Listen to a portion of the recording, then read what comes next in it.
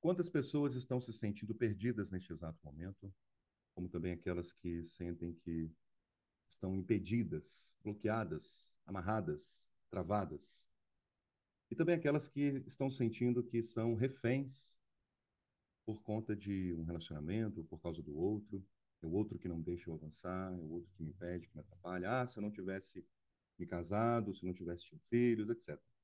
Bem, são dilemas que enfrentamos na vida humana. E a vida adulta ela é marcada por muitas questões a serem resolvidas.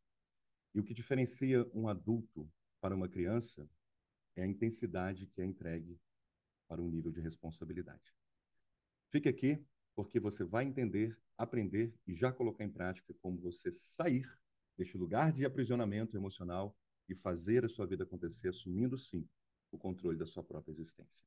Eu sou Marcos Dutra, psicoterapeuta, e já há alguns anos eu tenho auxiliado em milhares de vidas. E o objetivo dessa transmissão aqui agora é tratar de um tema determinante para o êxito em sua vida, que é a autorresponsabilidade. Veja, autorresponsabilidade. Esse termo, ele já é muito falado em nossos dias, porém vou trazer para você uma compreensão de uma maneira bem especial. Eu vou trazer também como base teórica um livro do grande João Cordeiro, Accountability. Ele é brasileiro e ele fala da evolução da responsabilidade pessoal. É bem interessante esse livro, fica a dica, pois ele vai trazendo aqui os níveis da autorresponsabilidade, como desenvolver essa autorresponsabilidade, os benefícios dela. Entenda que o título deste livro é uma tradução direta, né, para a autorresponsabilidade, o termo accountability no inglês. O primeiro ponto que eu trago para você é o seguinte: só eu posso decidir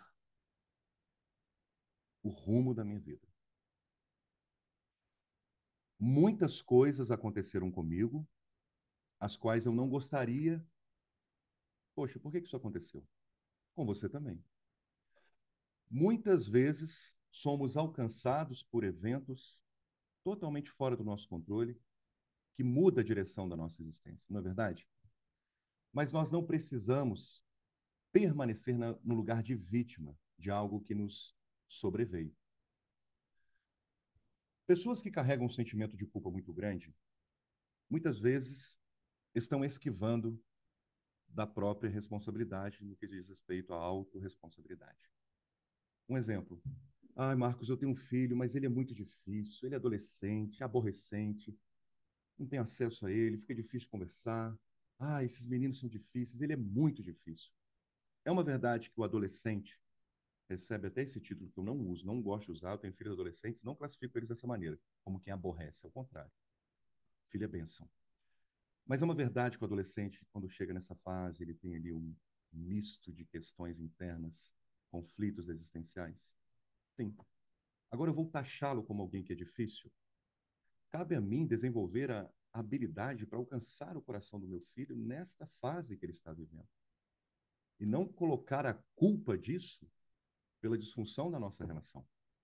Por mais que ele seja o culpado, eu enquanto pai, você enquanto mãe, o pai, é o único responsável pela relação do seu filho.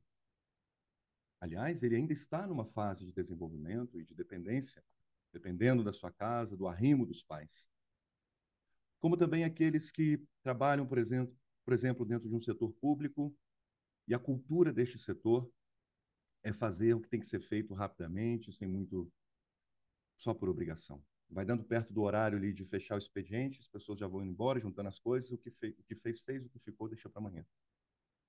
E aqueles que dependem de um trabalho de um outro colaborador, de um outro profissional, falou, olha, eu preciso que você complete esse relatório, passe para a minha mesa para que eu dê sequência. Aí esse cara não completa o relatório, atrapalha o meu trabalho, e eu vou ficando aqui sem me preocupar, porque, aliás, ele não fez a parte dele, vou ficar preocupado. Eu chego dentro da minha casa e vejo que tem um objeto caído no chão. Eu desvio desse objeto, continuo, vou para o meu quarto, ou eu vou me abaixar, pegar esse objeto, tirar do chão? Não, mas não foi eu que julguei, porque eu não julguei. Por que eu vou pegar? É sobre isso que eu quero mostrar para vocês. Que existe um conceito que te coloca num nível bem avançado, e posso até dizer que acelera o seu tempo, é internalizar esse conceito da autorresponsabilidade. Não acreditar em fenômenos do tipo fulano deu sorte, mas sim você construir a sua própria sorte. É uma verdade que fulano teve sorte? Ou a verdade é que ele construiu a sorte dele, foi perseverante até chegar lá e construir aquela empresa, comprar aquela casa, adquirir aquele patrimônio, ou conviver bem nessa relação? Mas, Marcos, num relacionamento, não, é 50% eu, 50% minha parceira, meu parceiro. Não. No relacionamento, ambos vão se entregar de forma integral. É 100% meu, 100% ela. Mas eu fui traído. Qual é a responsabilidade que eu tenho nisso? Olha, é bem certo que deve-se considerar alguns pontos. O primeiro é, essa traição que você está vivendo, a qual você foi vítima, seu marido te traiu. Vou trazer esse exemplo, tá? Ele te traiu, você foi vítima, sim, de uma traição. Mas é algo recorrente? Ele sempre trai, é uma coisa assim, ele tem aí a mulherada, tal? Ou foi algo que aconteceu assim, de forma isolada? E o qual vocês conversaram, ele se arrependeu, até pediu perdão, essa coisa toda. Entenda que sempre existirá um nível de responsabilidade da minha parte para promover o bem-estar emocional no ambiente o qual estou inserido. Para que o seu ambiente seja um ambiente saudável emocionalmente falando, assuma a postura de ser autorresponsável. O preço mais caro que alguém pode pagar é o preço de não pertencer a si mesmo. E uma das maneiras de não pertencer a si mesmo e pagar esse alto preço é ficar usando justificativas para explicar as disfunções ou até mesmo usando a culpa. A culpa é do fulano, por isso que as coisas estão assim em desordem. É uma verdade que a culpa é do fulano? Sim. Mas qual é a minha responsabilidade sobre a minha vida? A culpa é dele, mas a responsabilidade da minha vida é minha. Então não é sobre o outro tão somente. Não é sobre aquilo que aconteceu comigo. É sobre a minha postura, a minha reação, a minha devolutiva a respeito daquilo que aconteceu comigo.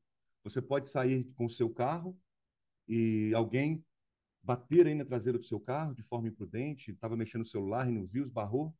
Você pode descer, gritar, apontar o dedo na cara desse motorista imprudente. Pô, cara, você não presta atenção, ficar puto com ele, brigar. Ou você pode chegar ali, resolver a situação numa boa e dali, nessa relação conflituosa, você sair dali como sócio, investidor para um negócio novo. Tudo depende da maneira que você reage àquilo que vem até você. Mas eu sei também que muitos não estão emocionalmente recursados, e esse é um tema que eu trago em uma outra aula, que deixei gravada, onde eu falo ali do trauma, autoestima e as questões financeiras. Eu falo da estrutura do trauma e a intensidade de recurso disponível para todos nós. Convido você a assistir. Essa transmissão que foi gravada, eu aprofundo nesse tema, mas saiba que o critério do êxito na vida não é permanecer na postura de vítima. Ninguém gosta de ficar nesse lugar. Mas dentro de uma ideia inconsciente, nós permanecemos nesse lugar, porque esse lugar de vítima também justifica todas as disfunções da minha vida. Ah, mas eu fui vítima, Marcos. O meu pai, ele fez tal coisa comigo. Ele traiu a minha mãe, traiu a nossa família. Eu tenho ódio dele, não me casei. Isso é a história do seu pai, mas está presente em você por quê? Ainda está no lugar de vítima. E eu vou trazer uma ilustração aqui, olha que interessante. Vou usar aqui os bonequinhos como ilustração. Nós percorremos essas três posturas, vamos chamar assim, esses lugares, um lugar que eu me coloco. E a gente muda de lugar, tá? Ora eu sou um, ora eu sou outro. E quais são eles? Aqui tem o herói, o vilão e a vítima. Aqui está o vilão. O vilão é aquele que vai trazer algum mal, um prejuízo, uma desordem. O vilão, ele sempre vai se conectar com uma vítima. E a vítima, para permanecer no lugar de vítima, ela carece que o vilão venha ao encontro dela. Ela abre espaço para um vilão. E não é por maldade. Quer ver um exemplo prático? Lembre de um relacionamento que você teve no passado, em que você deixou essa pessoa entrar na sua vida, você compartilhou, você fez tudo que podia, você amou de verdade, se entregou, mas essa pessoa pisou na bola com você, foi abusiva, tóxica, traidor, etc. Ele é um vilão. E eu fui a vítima. Então eu vou reconhecer que eu, sim, estava no lugar de vítima, não vou ficar aqui entoando cânticos de exaltação à vilania deste, mas, ao contrário, eu vou investir uma energia em mim para que eu saia deste lugar de vítima. Só que, muitas vezes, para fazer esse movimento de sair do lugar de vítima, eu vou entrar em outro lugar que pertence à vítima procurando um herói. Esse herói pode ser o Marcos. Está aqui e fala, o Marcos vai me ajudar. Eu quero fazer um tratamento com o Marcos. Vou fazer o protocolo Eu Sou. Porque ele vai me ajudar. Não, você já está atribuindo a mim uma função de herói. E se eu chegar até a sua vida como um herói, você é a vítima. Um exemplo prático. Uma mulher que hoje está aí com seus 45 anos, extremamente frustrada no casamento. Um casamento que já tem aí bastante tempo e ela saiu de casa com 16 anos de idade. Ela enfrentou barbaridades, de acordo com o relato que ela compartilhou comigo, pois ela tinha um pai extremamente agressivo, violento, bêbado, palavras dela, que chegava em casa, humilhava a mãe, brigava com todo mundo. Ela estava cansada de permanecer naquele lugar. Então, o caminho que ela enxergou para sair debaixo dessa liderança do pai era casar. Ela encontrou um homem um pouco mais velho do que ela, 3 ou 4 anos, se não me engano, mas que já estava ali trabalhando, um homem trabalhador. Herdou uma casa pequena, e ele morava nessa casa, ele começou a namorar essa jovem e falou assim: vamos nos casar. Eu vou pedir sua mão em casamento, vou falar com seu pai. O pai foi muito resistente, passaram-se alguns meses, noivado, casamento, ela saiu de casa aos 17 anos. Hoje, com 45, ela fala que o horror da vida dela é o marido, pois desde os 17 anos, 16 para 17 anos, ela convive com ele e ele sempre é muito dominador com ela. Veja que essa mulher, ela estava debaixo do teto da casa do pai e da mãe, e este pai era um vilão na vida dela. E essa mulher, em outro momento, ela sempre estava junto da mãe e a mãe confidenciava a ela as atrocidades que o pai fazia. Seu pai me humilha muito, seu pai me xinga. E a mãe ficava trazendo essas questões com muita debilidade emocional, pois ela poderia ter preservado a imagem do pai para a filha, mas ela buscou uma aliada nessa relação. Aí a vítima também se configurou na figura da mãe. Então, era uma vítima apoiando outra vítima. Como diz Nelson Ned em uma de suas citações, ele fala sobre o amor, ele diz assim: um carente busca outro carente. Uma vítima fazendo aliança com outra vítima. E a mãe usa ali um fenômeno até mesmo de uma alienação, ela usa de forma abusiva a apresentação equivocada para a filha. É uma verdade que o pai fazia mal para a mãe? Sim, mas não quer dizer que ele faria mal para a filha. A filha sustentou uma imagem de vilão na figura deste homem, pai, e sem querer, querendo, ela foi fazer uma aliança de casamento com outro homem que hoje tem as mesmas características deste pai que ela teve. Então ela saiu de casa para sair do lugar de dor, de vítima, olhou para este marido como o herói da vida dela e agora que veio me salvar e me tirar debaixo da opressão do meu pai, você está fazendo a mesma coisa. Então este herói virou um vilão. E ela continua onde, gente? Na postura de vítima. Então ela continua reclamando do mesmo problema, porém projetado na figura de outro homem, que agora é o marido dela e não o pai. Quero que você saiba que todos nós somos vítimas de outras vítimas. Esse pai agressor, essa mãe também muito passiva, sofreu ali suas atrocidades na infância, uma relação disfuncional com os pais, e isso ainda está presente na fase adulta. Mas você que está aqui, saiba que existe uma vantagem para você, porque os seus pais não tiveram uma orientação e um tratamento como esse que você está recebendo. Então, para você que está aqui, você saiba que você está autorizado a viver uma dinâmica de vida melhor que a dos seus pais, porque é a única maneira que você tem de honrá-los. Mas também a maneira que você tem de fracassar, a maneira que você tem de punir é fracassando e permanecendo no lugar de vítima. Então saiba que este herói, que um dia era herói, agora já é o vilão.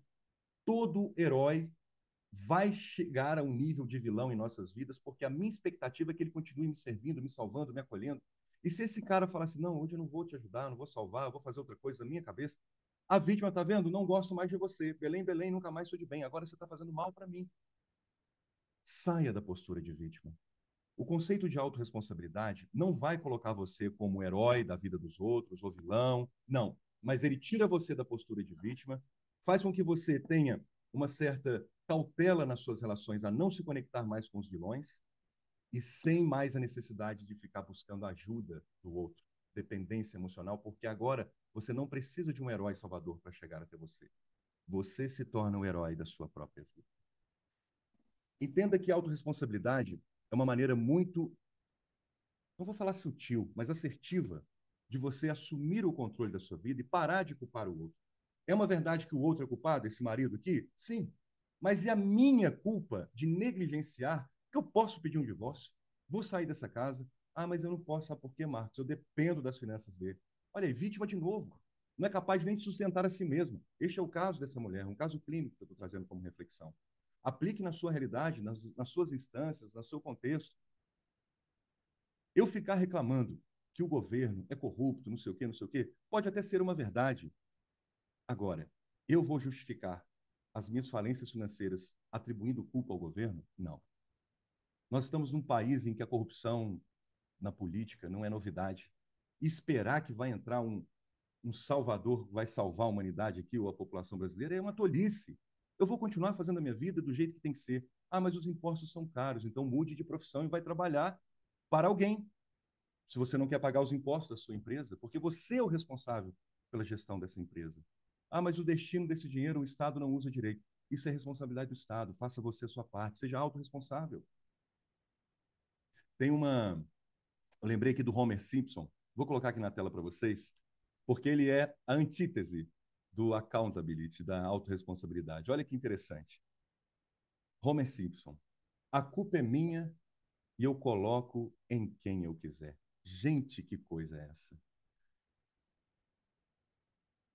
Existem três frases curtas que levarão a sua vida adiante. Não diga que fui eu. Ó, oh, boa ideia, chefe. E já estava assim quando cheguei. Interessante que nessa imagem ele tá lendo aqui um livro, né? Os hábitos das pessoas altamente eficazes. Existem três jeitos, aqui ele está falando com os filhos. Três jeitos de fazer as coisas. O jeito certo, o jeito errado e o meu jeito, que é igual o jeito errado, só que mais rápido. Poxa, quantas vezes nós nos colocamos também nessa mesma ideia do Homer Simpson de fugir, se esquivar da responsabilidade. Mas eu entendo que muitos têm essa dificuldade, porque imagine quando você era criança, que a sua mãe deixou a casa arrumadinha, limpinha, ralou pra caramba. Aí você chegou e entornou um copo de água na cozinha, sujou, bagunçou, etc.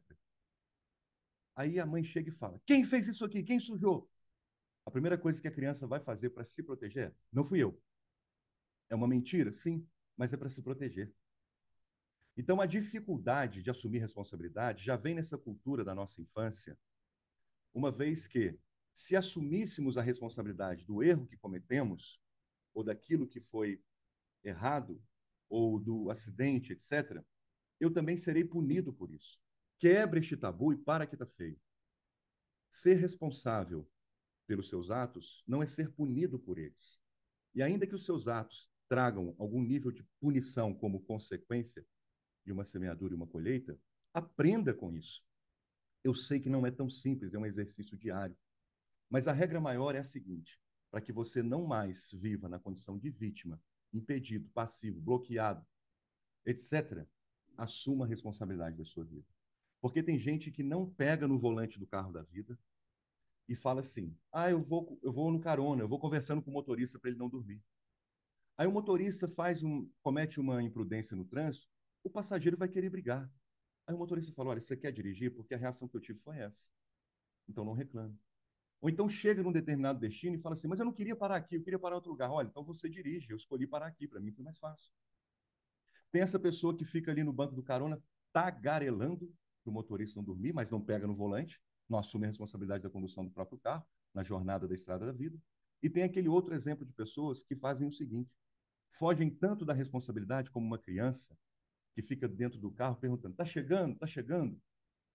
Ou então, para não dar trabalho para os pais ou não passar mal na viagem, toma ali um Dramin e vai desmaiado, apagado, dormindo no banco de trás do carro. Tem. Quem tem sido você no que diz respeito à condução da sua própria vida, dos seus resultados, dos seus sonhos, seus objetivos, suas conquistas, etc.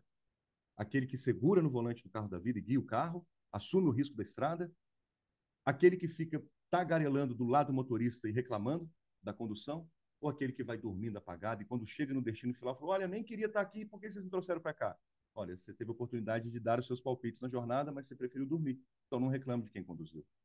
É muito isso. Quer ser uma pessoa. Não estou falando uma pessoa milionária, sabe? Não estou aqui como um guru da internet vendendo riqueza para você, não.